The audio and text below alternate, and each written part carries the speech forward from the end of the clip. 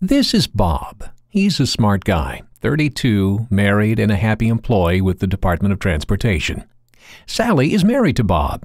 She wouldn't tell us how old she is, but she said her biological clock is ticking. She's a marketing director. Yeah, she's smart too. But when it comes to buying a home, they don't feel very smart. Is now a good time to buy?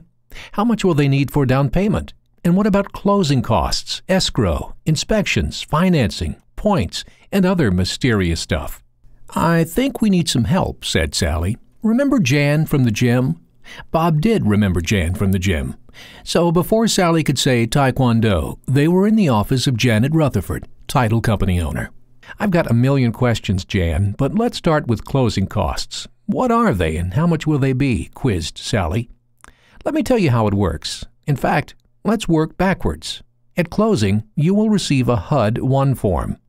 This form is required by law to be a summary of all the costs associated with buying a house, and it's always included in your packet of papers you sign when you close on your home. Let's see what is typical on this summary.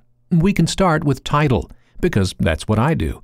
My company will research the property you're buying to make sure it's free and clear of any encumbrances, a fancy term for any liens on the property, like relatives that may say they own a share in the property. We check out easements and property lines. Then we do all the paperwork to ensure the legal transfer of title from the seller to you.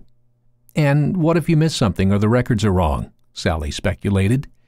Well, that's what title insurance is for. Your protection in the event a claim against the property is made. Like if Denny Crane's third ex-wife had a prenuptial agreement, proposed Bob. You're watching way too much TV, Bob, but yes. And the bank fees are collected at closing. There may be a loan origination fee, typically about 1%. Let's see, what else might pop up? The cost of an appraisal, homeowner's insurance, recording fees, transfer fees, and a portion of that month's interest on the loan. You know, from the date of closing to the next due date. I know it seems like a lot, but hey, everyone that buys a home goes through this. Go out, find a good realtor. He or she will help coordinate all this and help you every step of the way. Your realtor will encourage you to get pre-qualified for a loan. The loan officer will give you a good idea of monthly payments, total down payment expected, and a pretty good idea of what the closing costs will be.